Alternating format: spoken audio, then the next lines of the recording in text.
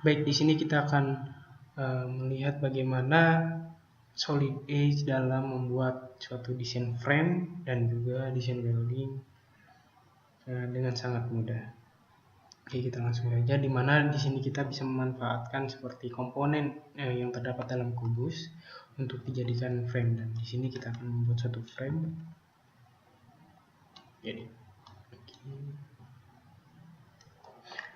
pertama-tama kita tentukan terlebih dahulu kurva mana sih atau bagian-bagian mana sih yang akan dijadikan suatu frame. Nah, setelah itu kita pilih satu frame-nya. Di sini ada beberapa standar dan kita pilih 50x54 ukurannya untuk ukuran frame-nya seperti ini.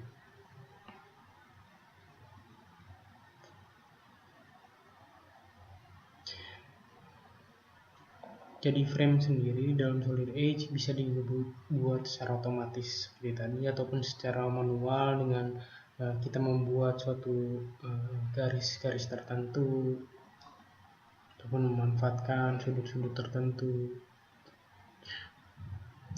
yang dapat dilakukan dengan sangat mudah di dalam solid edge.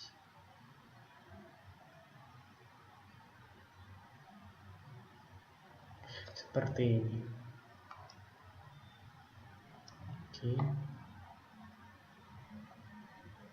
Nah, jadi kita telah jadi suatu support frame.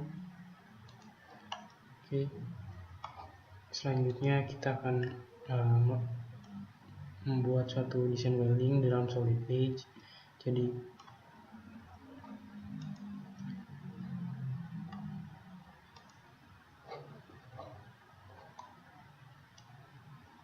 di sini kita akan membuat suatu weldingan, di mana kita bisa menggunakan welding assembly. Setelah itu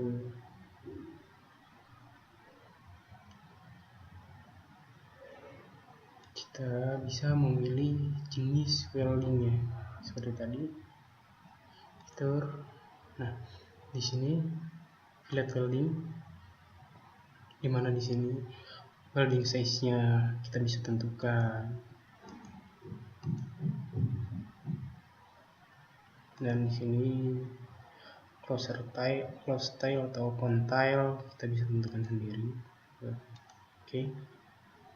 Baru kita tentukan komponen-komponen mana yang akan dilakukan pengelasan seperti ini terhadap komponen sebelahnya. Preview seperti itu. Welding dalam solid edge.